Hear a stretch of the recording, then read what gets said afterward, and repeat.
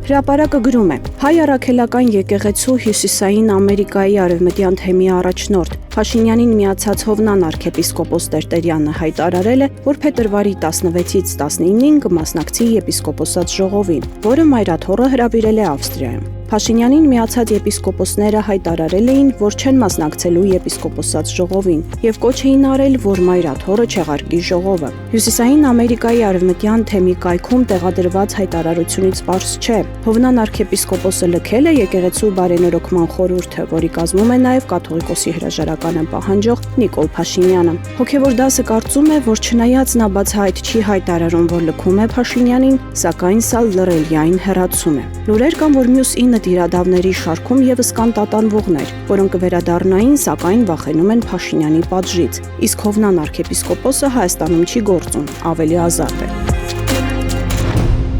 Իրավունքը գրում է. Վեհափառի դեմ դուրս եկած 10 եպիսկոպոսներին նախորդին Սխոդկայի է կանչել Կճոյանը եւ հստակ հրահանգել չտրվել գայթակղության ու հետ կանգնել որոշումից։ Ասում են սակայն, որ եպիսկոպոսներից առնվազն 5-ը ուզում է մասնակցել եպիսկոպոսած ժողովին։ Ավելին, վերջիններս ասել են, որ իրենց նախաձեռնությունից Պողոս Պետրոս դուրս չի գալիս։ Դարձանք խայտառակ, ճակատներից դավաճան դաջվեց, բայց արդյունքում ոչ մի բան։ Կճոյանն էլ մխիթարել է, թե բան չմնաց դիմանան, թե բա վրազողը տղա չի բերում։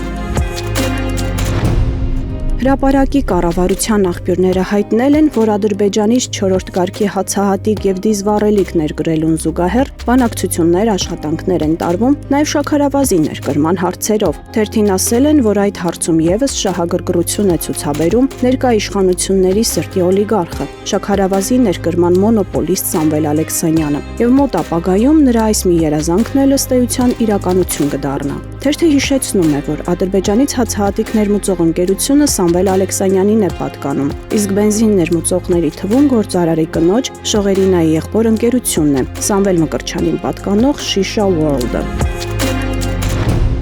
Հրապարակը գրում է. պատերազմից հետո Նիկոլ Փաշինյանի տիեզերական մասշտաբների հասնող վախերը ոչ միայն չեն փարատվում, այլև օրորի աճում են եւ դա նկատելի է ամեն քայլափոխի։ Նրա տեղաշարժի համար ոչ միայն մի ամբողջ ոստիկանական զորք է հանվում, ԱԱԾ ջոկատայիններ, ուժեղացված թիկնազոր, անգամ յուրայիններ, թիմակիցների հետ հանդիպումների ժամանակ են խիստ անվտանգային միջոցառումներ իրականացնում։ Օրինակ, հավաքում են բոլորի հեռախոսները, սակայն պարզվում է ոչ միայն Փաշինյանը չի վստահում թիմին, այլև թիմն էլ անվստահություն ունի նրա նկատմամբ։ Կառավարության անդամներից թերթը տեղեկացել է, որ ինչ-որ պահից նրանց ասվել է, որ կառավարության անդամներն առանց բջջայինների ներկայանան կառավարության նիստին։ Այդ նիստին մասնակցողների հեռախոսները հավաքում եւ տեղադրում են կառավարության շենքի շքամուտքում, հատուկ փակվող արկղերի մեջ, որոնց նմանությամբ արկղեր կան սուպերմարկետներում։ Սակայն քանի որ այդ արկղերին ու Փաշինյանին քչերն են վստահում, կառավարության նիստին ժամանողները հեռախոսները սկսել են թողնել ավտոմեքենաների մեջ։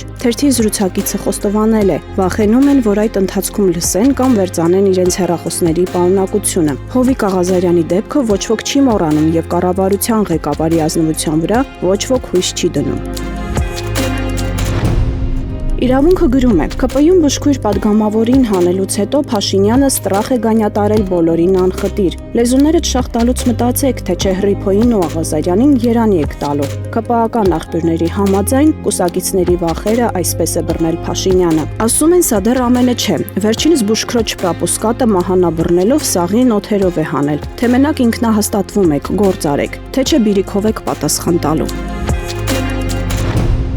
Ժողովրդի տեղեկություններով իրավապահ համակարգում վերջին օրերին նկատվում է նախկինում մեծ հանրային հնչեղություն ստացած քրեական գործերի համախմբման իմի բերելու միտում։ Համակարգում կա ներքին հրահանգ, նախկին աղմկահարույց գործերին նորից լայն ընթացք տալ եւ դրանց շրջանակում նախանշելի ժամկետներում կոնկրետ որոշումներ կայացնել։ Չի բացառվում, որ ընտրություններին ընդառաջ նախկին պաշտոնատար անձանց նկատմամբ հարուցված քրեական գործերով սկսվեն կամ վերաակտիվացվեն լայնածավալ քննչական գործընթացներ, հարցաքննությունների, առերեսումների, նոր վարույթների եւ այլ քննչական գործողությունների տեսքով։